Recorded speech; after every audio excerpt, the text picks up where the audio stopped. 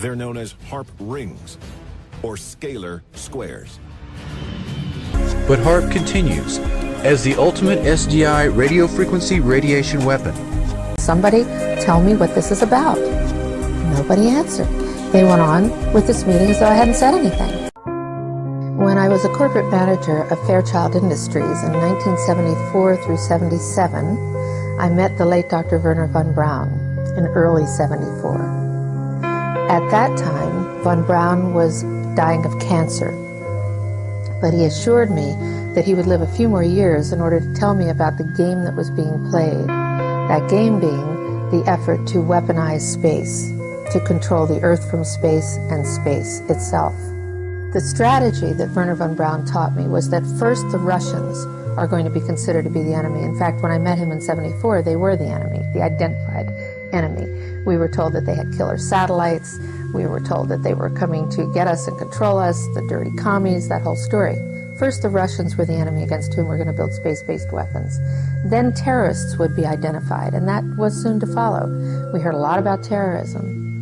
Then we were going to identify third world country crazies. We now call them nations of concern. But he said that would be the third enemy against whom we would be needing to build space-based weapons. And the next enemy was asteroids. Now at this point, he kind of chuckled the first time he said it. Asteroids, against asteroids we're going to build space-based weapons. So it was funny then. And the funniest one of all was against what he called aliens, extraterrestrials. That would be the final card.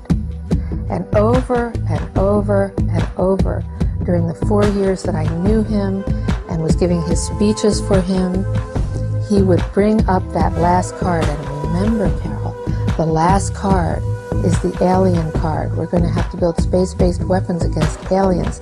And all of it, he said, is a lie. A lie. As the Nazis retreated in 1945, they sealed most of the tunnels. Leaving the advanced technology, the Allies did capture one man who knew all about this place. And he wasn't a token find. His name was SS General Jakob Sporenberg, and he was in charge of the technical program at the mine.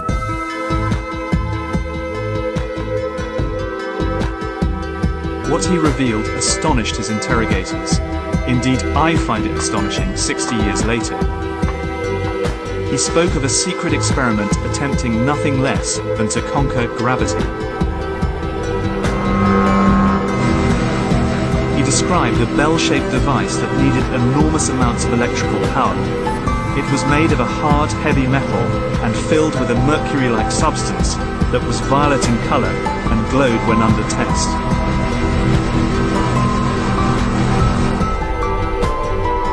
People who worked on the bell suffered from sleep problems and severe vertigo. 5 of the 7 scientists died while working on the project.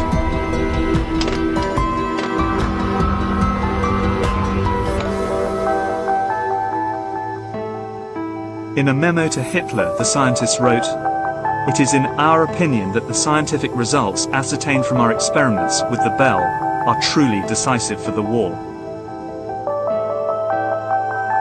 All of it, he said, is a lie. A lie. The Strategic Defense Initiative. The Star Wars program routinely falsified research data according to military sources at the time. Quote, "We would lose hundreds of millions of dollars in Congress if we did not perform our tests successfully. We put a beacon with a certain frequency on the target vehicle. On the interceptor we had a receiver. The hit looked beautiful, so Congress did not ask questions."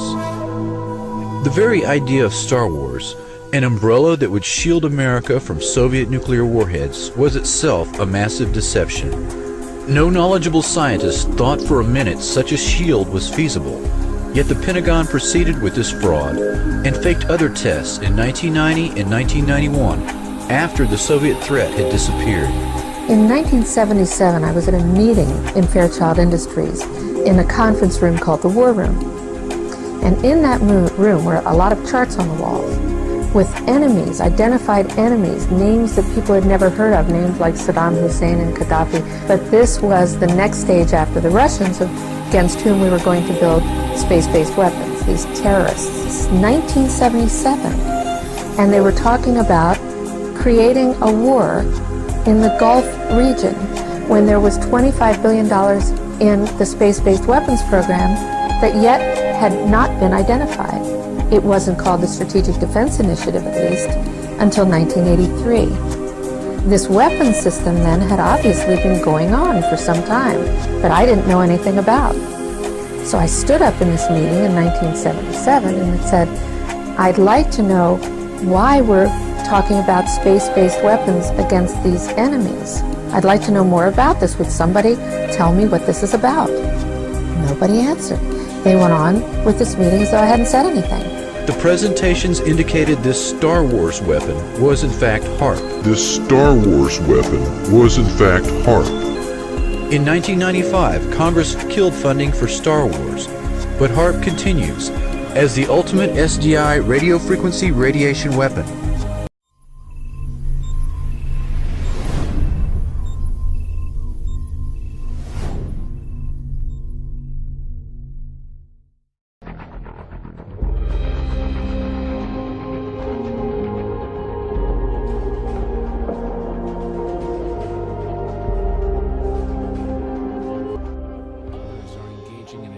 Type of terrorism whereby they can alter the climate, set off earthquakes, volcanoes remotely through the use of electromagnetic waves. It's real, and that's the reason why we have to intensify our efforts. William Cohen, former U.S. Defense Secretary. Southern Oregon and Northern California, we've got a bit of an unusual situation. Now, this first portion of the radar cycle, fairly bland and typical, but then you see these bands of very distinct cloud cover moving into the region. That is not rain, that is not snow, believe it or not. Military aircraft flying through the region dropping chaff.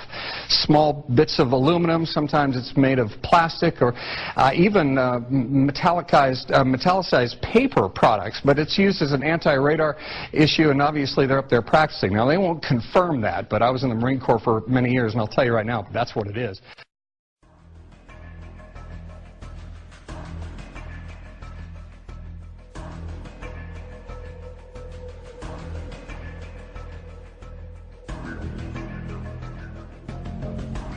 Could HAARP literally burn a hole in Earth's atmosphere?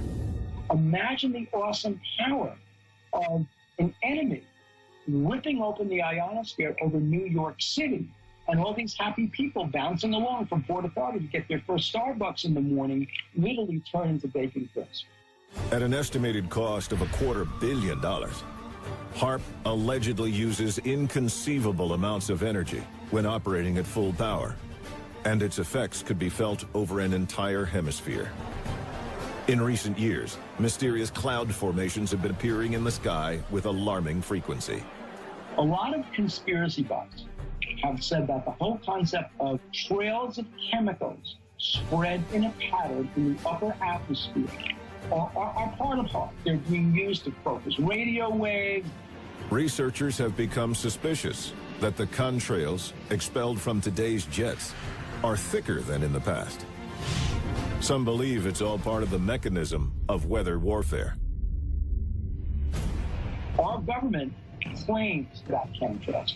What we are spreading are basically oxides, metallic oxides in the atmosphere, but it's for research purposes. We're not doing anything damaging. Scientists think these chemtrails may contain substances designed to alter the upper atmosphere. The goal? To make HAARP even more effective at bouncing dangerous levels of radiation off the ionosphere to any target on Earth.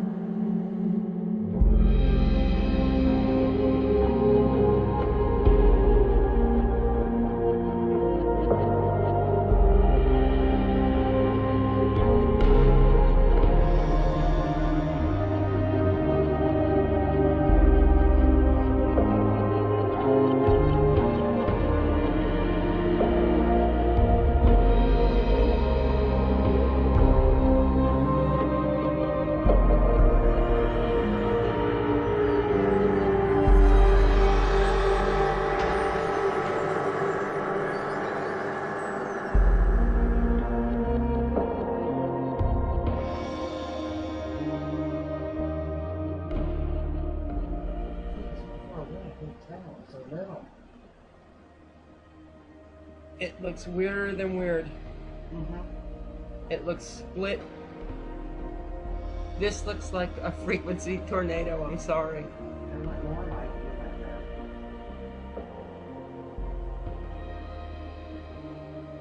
Whoa! Did you see that? The clouds are splitting apart. Holy shit. Oh my God. Thank you. I am recording this. Holy crap. Oh my God. Oh my God. Oh, wait a minute. I think that's in the glass. That wasn't in the glass.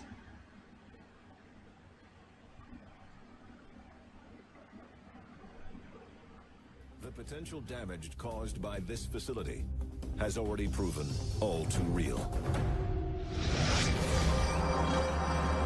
So there's some that theorize that these mass animal deaths are and could be connected to the HAARP installation doing these experiments, which again, we have no idea what the effects truly are. Dairy cattle afflicted with behavioral aberrations, damaged fetal tissue, cataracts. Unexpected wildlife mutations have been cropping up near the radiation paths of these antennas for years. It's theorized that when HAARP is in operation and they're shooting these ELF waves up into the ionosphere, that's affecting animal migrations and herds of animals. The list of HAARP's unintentional side effects goes on. If you are affecting whale migrations or honeybee migrations, you're not just affecting those animals, you're affecting planet Earth as a whole. People should be highly concerned if HAARP is really affecting the fundamental powers of nature. Tonight, investigators are trying to solve a bizarre mystery in Flagler County. A number of people say they felt the ground shake today. Several people around the Palm Coast area called in to report it. And people in the Daytona North area, as well as in Deltona and as far north as St. Augustine, say they felt it too. Channel 9's Jason Allen is live in Flagler County, and Jason, some worried it was an earthquake.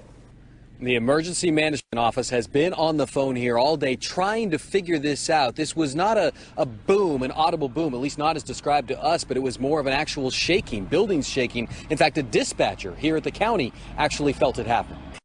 5/21, 2011. It's right now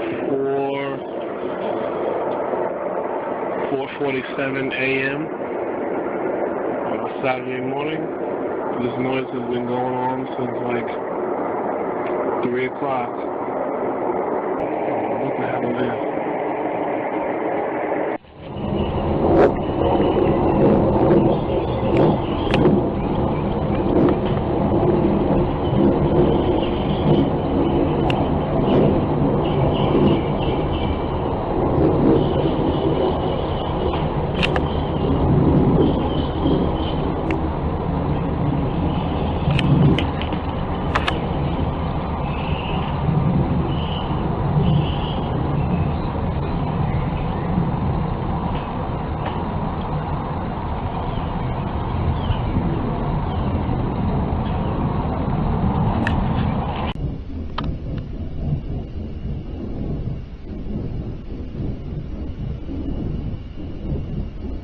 I'm gonna walk across the street.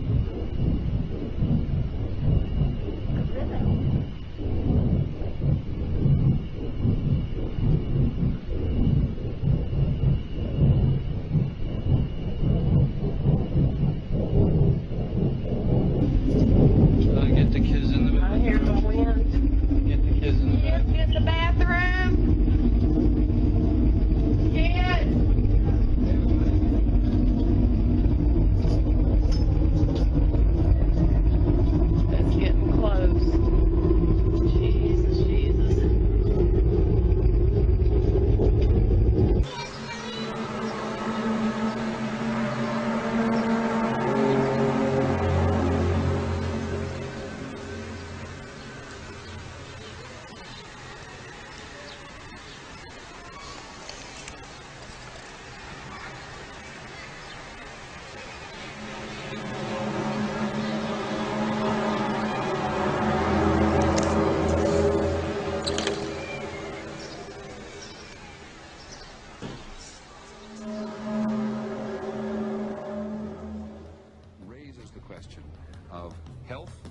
and structures in danger.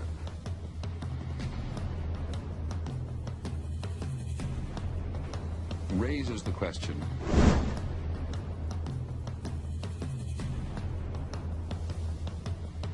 like you're in a foundry. Like all these guys. I've told everybody I'm taking the gloves off. Well, number one, I don't believe that any planes went into the Twin Towers. So I answered your question. The normal no-planers are just completely nuts. I mean, they are completely out of their mind. And vicious and aggressive and lying and slanderous. Hey, Allie. No-planers, ladies and gentlemen. Are natural disasters really natural? Is HAARP responsible for the dramatic rise in extreme weather conditions? And what is the government planning to do about it?